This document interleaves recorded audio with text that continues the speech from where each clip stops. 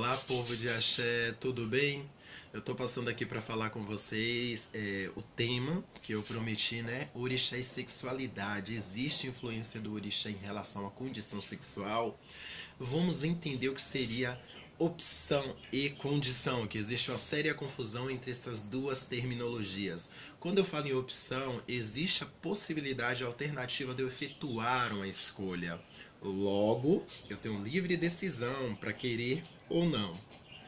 Na questão do homossexual ou da lésbica, enfim, não existe opção. Na verdade, essa linguagem aí, fulano tem uma opção sexual, é errada, tá? A partir de hoje, muda aí essa linguagem. Chamamos isso de condição ou orientação. Mas, Baba Anderson, por que orientação? Orientado para quer dizer que não é uma predisposição, veio consigo, já está consigo, não foi inserido.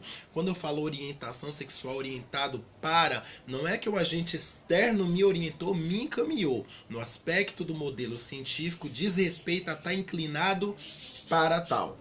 Ou condição sexual. Por que condição? Porque eu não escolhi, eu nasci dentro dessa condição. Se escolher ser homossexual fosse tão simples como as pessoas imaginam, muitos de nós não sofreríamos tanto preconceito, censurados, apedrejados, enfim, passando por inúmeros constrangimentos que passamos aí dentro dessa sociedade preconceituosa. Em relação ao culto ao orixá, eu quero deixar claro que não existe interferência do orixá na sexualidade. Ai, Baba Anderson, mas o fulano recolheu, era casado, tinha filhos, depois que raspou santo, se esbandiou pro lado de lá, né, bem comum isso, e se revelou, tá assim. Ai, eu acho que tem interferência. Não, não tem, isso é mito, isso é superstição, não tem lógica essa afirmativa. Quem disser que existe, não acreditem, porque não existe. O orixá, ele é inerente à sexualidade.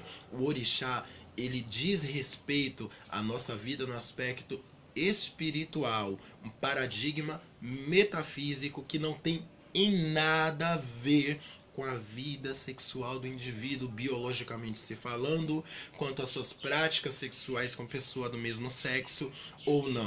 Não é porque um homem é de Logum Edé, por exemplo, que existe um mito ridículo aí, tem pais de santo que, pelo amor de Deus, é lamentável, mas reforça. Não é porque um homem é de Logum que o homem vai ser gay. Não, até porque Logum não é gay. Até porque, segundo os itãs, Logum é oboró, existe a conotação sexual. E aí vem a confusão também de alguns itãs que fortalece essa ideia. Por isso que eu discuti outros vídeos em relação aos itãs, temos que tomar cuidado. Devido a esses orixás terem algumas características, como o Logum Edé herdar algum aspecto de Oxum, por exemplo, por ser mãe dele, o que seria natural de herança por parte de filho, as pessoas virem com aquelas ideias babacas, dizendo que o Logum Edé é uma ninfa, que o Logum Edé é mimo, que o Logum Edé é delicado. Não, nada disso. Filho de Logum Edé não precisa necessariamente ser homossexual. Filho de Yansan não precisa ser homossexual. Filha de Ogum não precisa ser lésbica. Filha de Xangô não precisa ser lésbica. Se o fulano entrou pro Roncó, raspou santo, saiu, esbandiou, como dizem, ele já era gay na verdade. O fato da pessoa ser gay não significa que a pessoa não fique com mulher. Entendam isso. Às vezes a pessoa tem uma homossexualidade orientada, porém, por questão cultural, o meio que ela vive, o meio que ela se desenvolve, o histórico da educação aprendida desse indivíduo não permite que ele manifeste livremente as suas aptidões sexuais. Logo, ele procura um meio de se camuflar. E isso acontece também de forma inconsciente, não só é consciente. É aí que está a parte legal da situação no aspecto psicológico.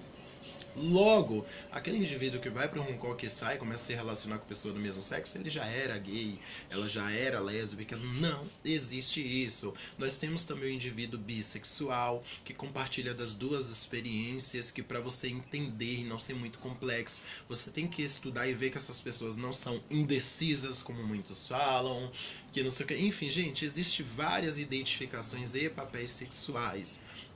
Como futuro psicólogo, foi difícil estudar isso, entender e aceitar esses conceitos. Mas quando a gente busca um embasamento científico, a gente passa a entender e a ter uma visão de mundo melhor e diferenciada. Em relação ao orixá, como eu falei, o orixá não tem nada a ver com a sexualidade. Iabá, iabá, oboré, oboró.